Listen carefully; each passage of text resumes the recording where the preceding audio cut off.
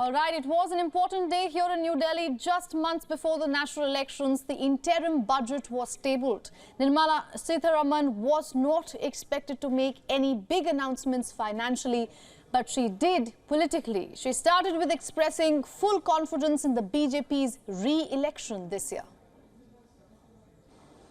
With the whole-of-nation approach of Sabka Prayas, the country overcame the challenges of once-in-a-century pandemic, took long strides towards Atmanirbhar Bharat, committed to Panch Pran, and laid solid foundations for the Amrit Kal. As a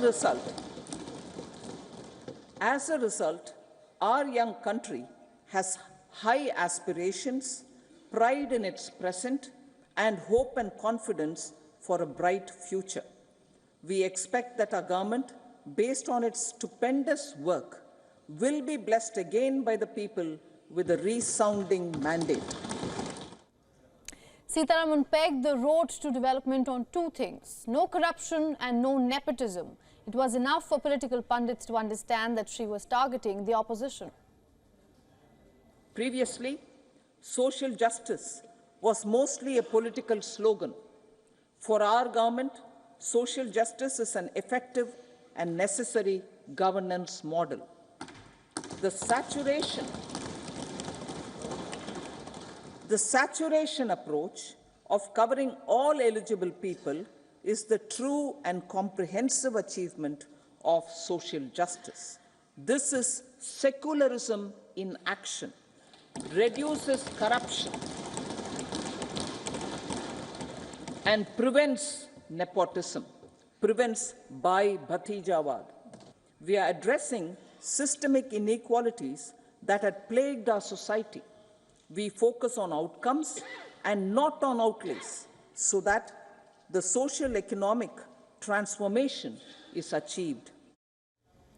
Sitharaman reiterated something the Prime Minister has coined: the four new castes: the poor, the youth, women, and the farmers. But remember, they are also the core voters of India. And at a time when elections are knocking on the doors, it's like killing two birds with one stone. She points out the pillars of a society. At the same time, she woos the voters.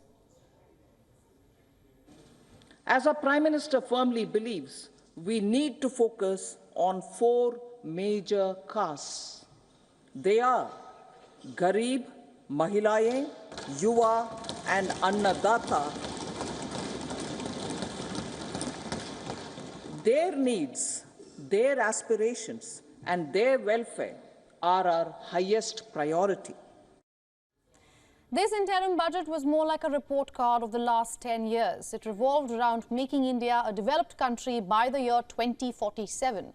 But if majority of the speech was on what went right in the era of Narendra Modi, Nirmala Sitharaman ended it by revealing the mismanagement in the Congress years, a strategic move in the season of campaigns. It is now appropriate to look at where we were then till 2014 and where we are now, only for the purpose of drawing lessons from the mismanagement of those years.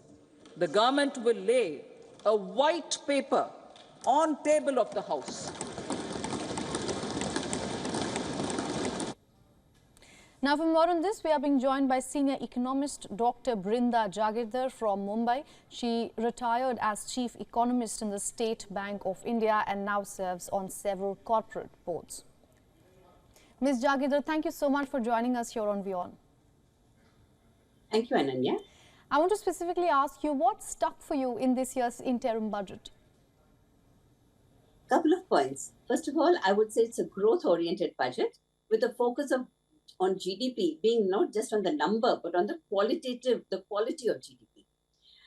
Second, I would say is that this focus has been on targeted spending and it's not populist. For instance, this free electricity for those who put on rooftop solar panels. Then by the direct benefit transfer, that is being continued. And in fact, the government has been able to save about 2.7 lakh crore rupees just by plugging the loopholes. Then housing is another important area. Now, housing for the middle class, the deserving middle class, so it is targeted. and there is 20 million rural affordable houses. So housing for the poor. Then there's Lakpati Didi scheme where they're targeted about 3 lakh crore of 3 crore of Lakpati Didis are to be created, and the Anganwadi workers have been brought under the life and under health insurance, the Ayushman Bharat Yojana. Then there's a very interesting, this is the innovation fund of 1 lakh crore, where for 50 years, interest-free loan will be given to the private sector, totally to focus on R&D. So innovation is another area which has been targeted. And of course, there's no change in tax proposals. The 15% income for the 15% rate tax for corporate for setting up new units has been continued. This withdrawal of small cases where there is disagreement that has been withdrawn, so that about 1 crore beneficiaries, taxpayers will benefit. Then there is the tax benefit which is for startups, for sovereign funds, for pension funds, which were to lapse on in March 24. That has been extended. And the focus is on infrastructure, capex, housing, defense, logistics, agriculture, MSMEs. So it's a wide range, which was all going to help in creation of jobs and which will support growth. But the most important, I would say, is that fiscal consolidation. That's a very good signal that the government has given. It has increased capex and reduced borrowing. But at the same time, it has been very, very mindful of fiscal prudence and brought down the fiscal deficit target to 5.1%, which is lower than what most analysts were expecting. And as a result of this, what will happen is that it gives space for the private sector to borrow, leaves more funds on the table for the private sector to borrow, and it also helps to bring down the rates, which means the Reserve Bank has space now for tax cuts. All right. Dr. Jagidar, Nirmala Sitharaman looks very confident of the re-election of her government, of course. So I want to ask you this, so to say the unfinished agenda, what can we expect in the annual budget that is supposed to be tabled in the months of June or July? What are your expectations? Ananya, I would call this a curtain raiser. So all that she said in this budget will be expanded and continued in the full budget that we expect to be tabled in July. So there would be continued push on the economy for growth. So all the sectors that we talked about, all these sectors which create which has multiplied effects on jobs and on growth, housing, capex, infrastructure, private sector, MSMEs, defense, all these would receive greater focus in the full-fledged budget. And I think very clearly she said that in 2047, we would look at a Vikasit Bharat. So all the steps that have to be taken for that will be announced in the forthcoming budget.